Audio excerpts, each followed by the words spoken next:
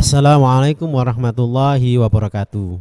Alhamdulillahirrabbilalamin. Wassalatu wassalamu ala asrafil anbiya'i wal mursalin wa ala alihi wa sahbihi ajma'in. Amma ba'du, saudaraku kaum muslimin yang dimuliakan Allah, banyak cara untuk mendapatkan hikmah. Salah satunya dengan mempelajari kisah-kisah umat terdahulu sebagaimana Allah perintahkan dalam firman-Nya surat Hud ayat 120. Bismillahirrahmanirrahim. Wa kulan naqussu 'alaika min anba'ir rusul ma nusabbitu bihi fu'adak wa ja'aka fi hadhil haqq wa mau'idatu wa dzikra lil mu'minin. Kata Allah, dan semua kisah dari rasul-rasul kami ceritakan kepadamu ialah kisah-kisah yang dengannya kami teguhkan hatimu, dan dalam surat ini telah datang kepadamu kebenaran serta pengajaran dan peringatan bagi orang-orang yang beriman. Saudaraku kaum muslimin yang dirahmati Allah, ada sebuah kisah dari 3 orang dari Bani Israel. Suatu ketika ketiganya diberi ujian harta oleh Allah. Ketiganya sama-sama sukses. Namun 2 orang enggan bersyukur dan menganggap nikmat tersebut yang berupa harta yang melimpah adalah karena hasil usahanya. Sedangkan satunya benar-benar hamba yang pandai bersyukur. Ia pun menyandarkan nikmat tersebut adalah semata-mata pemberian Allah Ta'ala. Diriwayatkan dari Abu Hurairah radhiyallahu anhu bahwa ia mendengar Rasulullah sallallahu alaihi wasallam bersabda, sesungguhnya ada 3 orang dari Bani Israel, yaitu yang pertama menderita penyakit kulit, yang kedua menderita penyakit kebotakan, rambutnya rontok, dan yang ketiga mengalami kebutaan. Kemudian Allah Ta'ala ingin menguji mereka bertiga, maka diutuslah kepada mereka seorang malaikat. Datanglah malaikat itu kepada orang pertama yang menderita penyakit kulit dan bertanya kepadanya, apakah sesuatu yang paling kamu inginkan? Ia menjawab, rupa yang bagus, kulit yang indah, dan penyakit yang menjijikkan ini hilang dariku. Maka diusaplah orang tersebut dan hilanglah penyakit itu, serta diberilah ia rupa yang bagus, rupawan, kulit yang indah. Malaikat itu bertanya lagi kepadanya, lalu kekayaan apa yang paling kamu senangi? Ia menjawab, unta atau sapi. Maka diberilah ia seekor unta yang sedang bunting, hamil. Dan ia pun didoakan semoga Allah melimpahkan berkahnya melalui unta-unta itu. Masyiral muslimin rahimani wa rahimakumullah. Kemudian malaikat yang tadi mendatangi orang kedua yang mempunyai penyakit kebotakan dan bertanya kepadanya, apakah sesuatu yang paling kamu inginkan? Ia menjawab, rambut yang indah dan apa yang menjijikkan banyak orang ini hilang dariku. Maksudnya adalah dia itu malu ketika rambutnya itu tidak ada, mengalami kebotakan, malu kebotakan tersebut dilihat orang lain. Maka diusaplah kepalanya oleh malaikat, dan seketika itu hilanglah penyakitnya serta diberilah ia rambut yang indah. Malaikat tadi bertanya lagi kepadanya, harta apakah yang kamu senangi? Ia menjawab, sapi atau unta. Maka diberilah ia seekor sapi yang sedang bunting, sama kayak yang pertama, dan didoakan semoga Allah memberkahimu dengan sapi ini. Kemudian malaikat tadi mendatangi orang ketiga yang mengalami kebutaan dan bertanya kepadanya, apakah sesuatu yang paling kamu inginkan? Ia menjawab, semoga Allah berkenan mengembalikan penglihatanku sehingga aku dapat melihat orang, melihat alam lagi, melihat sekitarku. Maka diusaplah wajahnya dan seketika itu Allah kembalikan penglihatannya. Malaikat itu kemudian bertanya lagi kepadanya, harta apa yang paling kamu senangi? Ia menjawab, kambing.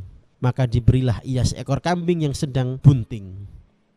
Lalu berkembang biaklah unta, sapi, dan kambing tersebut, ma'asyiral muslimin, sehingga yang pertama memiliki 1 lembah, semuanya adalah unta-untanya.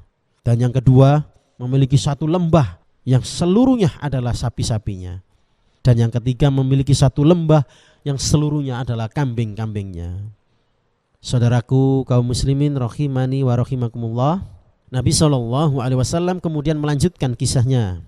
Kemudian datanglah malaikat itu kepada orang yang sebelumnya menderita penyakit kulit dengan menyerupai dirinya saat ia masih dalam keadaan berpenyakit kulit, dan berkata kepadanya, aku seorang miskin. Ini malaikat ya. Aku seorang miskin, telah terputus segala jalan bagiku untuk mencari rizki, sehingga tidak akan dapat meneruskan perjalananku hari ini kecuali dengan pertolongan Allah, kemudian dengan pertolongan Anda.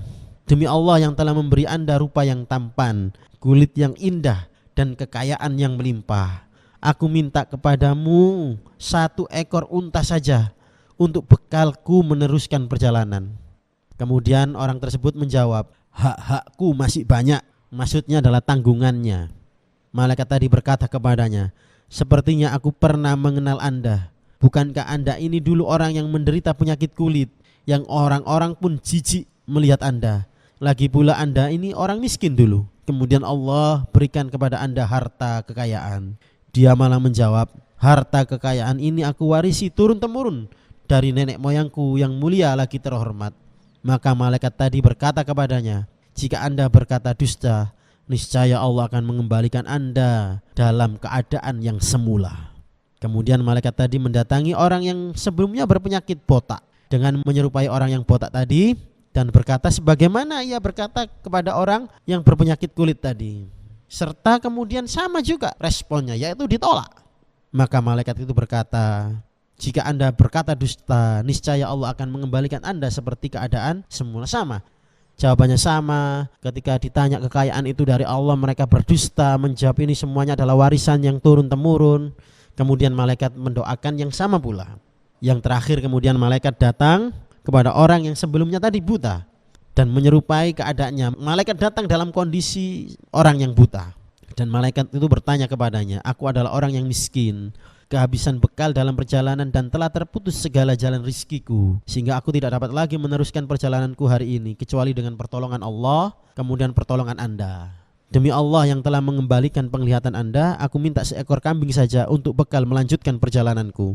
Maka orang itu menjawab, sungguh aku dulunya orang buta, lalu Allah mengembalikan penglihatanku, maka ambillah apa yang Anda sukai dan tinggalkan apa yang tidak Anda sukai. Demi Allah, sekarang ini aku tidak akan mempersulit Anda dengan memintamu mengembalikan sesuatu yang telah Anda ambil karena Allah. Maka malaikat tadi berkata, peganglah kekayaan Anda karena sesungguhnya kalian ini hanya diuji oleh Allah. Allah telah ridho kepadamu dan murka pada kedua temanmu. Saudaraku kaum muslimin rahimani wa rahimakumullah, kisah ini diriwayatkan dalam hadisnya Imam Bukhari dan Imam Muslim. Derajatnya sahih, bisa dijadikan hujjah.